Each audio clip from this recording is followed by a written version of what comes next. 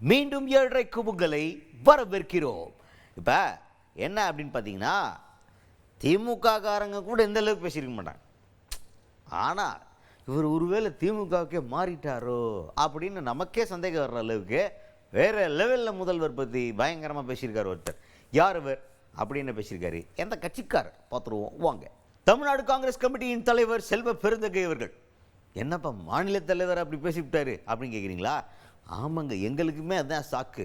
இப்போ அவர்கிட்ட என்ன கேட்டாங்கன்னா, முதல்வர் அவர்கள் இப்போ நிதி ஆயோக் கூட்டத்தில் கலந்துக்கிறாரு, பயந்து போய் இடி ரைடிலாம் பயந்து போய் அவர் கலந்துக்கிறாருன்ற மாதிரி ஊருக்குள்ள ஒரு பேச்சு இருக்கேன்னு கேட்டாங்க. அவ்வளோதான். தளபதி அவர்கள் எப்பேற்பட்ட ஒரு தைரியசாலி தெரியுமா? தளபதி அவர்கள் எவ்வளோ தைரியமான ஆள் தெரியுமா?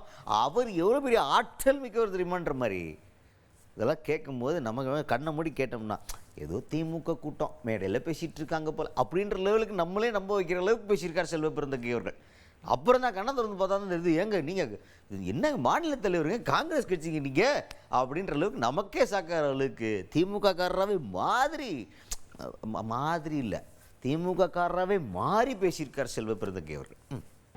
இதெல்லாம் கோழைகள் மாண்புமிகு முதலமைச்சரை பற்றி பேசும் குரல். அவர்கள் எப்படி மண்டியிட்டு கிடந்தார்களோ அப்படி மாண்புமிகு முதலமைச்சர் அண்ணன் தளபதி இருப்பார் என்று அவர்கள் நினைக்கிறார்கள். எல்லாவற்றையும் எதிர்கொள்ளக்கூடிய ஆற்றல் உடையவர் நம்முடைய முதலமைச்சர் அண்ணன் தளபதி அவர்கள். அவருடைய ஆற்றலை அவர்கள் ஏற்கனவே பார்த்திருக்கிறார்கள். எதுவாக இருந்தாலும் நீதிமன்றத்தின் மூலமாக மக்கள் மன்றத்தின் மூலமாக தீர்வு காண வேண்டும் என்று நினைப்பவர். கொல்லைப்புற வழியாக மண்டியிட்டு போய் சாதித்து கொள்ளும் தலைவர் மாண்புமிகு முதலமைச்சர் இல்லை. அவர் இந்த தேர்தல் அடுத்த தேர்தலை சிந்திப்பவர் கிடையாது, அடுத்த தலைமுறையை சிந்திக்கும் தலைவராக தமிழ்நாட்டின் முதலமைச்சர் இருக்கிறார். அதுக்கடுத்துதான் இப்போ நீதிமன்றத்தில் நம்ம கொடுக்க வேண்டிய பட்ஜெட்டை கொடுக்க மாட்டாங்க, புதிய கல்விக் கொள்கையை ஏற்றுக்கிட்டால் தான் கொடுப்பேன்னு சொல்லிட்டு கேஸ் போட்டிருக்காங்களே. இப்போது நீதிமன்றத்தை அணுகியிருக்காங்க தமிழ்நாடு கவர்மெண்ட் தரப்பில். அதில் ஒன்றிய அரசு தரப்பில் என்ன சொல்லியிருக்காங்கன்னா, ஆமாங்க புதிய கல்விக் கொள்கையை ஏற்றுக்கிட்டால் தானே நிதி கொடுக்க முடியும் அப்படின்னு விளக்கம் கொடுத்துருக்காங்க.